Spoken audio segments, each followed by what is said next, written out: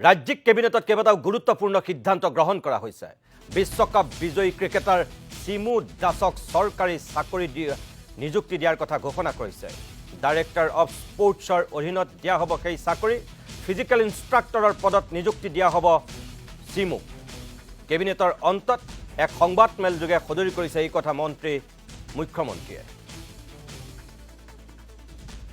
আমাৰ Indian women's blind cricket টিমত অসমক ভাৰতক প্ৰতিনিধিত্ব কৰা আৰু ৱৰ্ল্ড চেম্পিয়ন হোৱা চিমু দাসক ৰাজ্য চৰকাৰে আজি director sports and youth welfare সঞ্চালকালয়ত ফিজিকেল ইনষ্ট্ৰাক্টৰ পদত নিযুক্তি দিবলৈ সিদ্ধান্ত গ্ৰহণ কৰে। আপোনালোকক আমি চিমু দাসৰ বিষয়ে ইতিমধ্যে চৰ্চা কৰিছোঁ।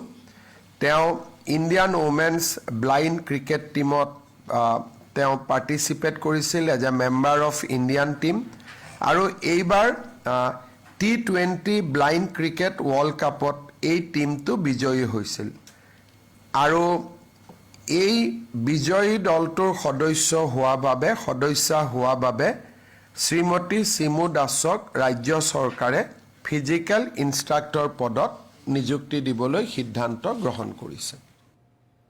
উল্লেখযোগ্য যে এইগৰাকী চিমু দাসৰ সন্দৰ্ভতে প্ৰধান নৰেন্দ্ৰ মোদীয়ে টেলিফোনত অৱগত কৰিছিল হিমন্ত বিশ্ব শৰ্মাক, যেতিয়ালৈকে হিমন্ত বিশ্ব শৰ্মাই চিমু দাসৰ কথা একো গমেই পোৱা নাছিল। আৰু আজি ৰাজ্য চৰকাৰে এক সঠিক সিদ্ধান্ত গ্ৰহণ কৰিছে। কেবিনেটত এইগৰাকী চিমু দাসক এতিয়া ফিজিকেল ইনষ্ট্ৰাক্টৰ পদত নিযুক্তি দিয়াৰ সিদ্ধান্ত লৈছে চৰকাৰে।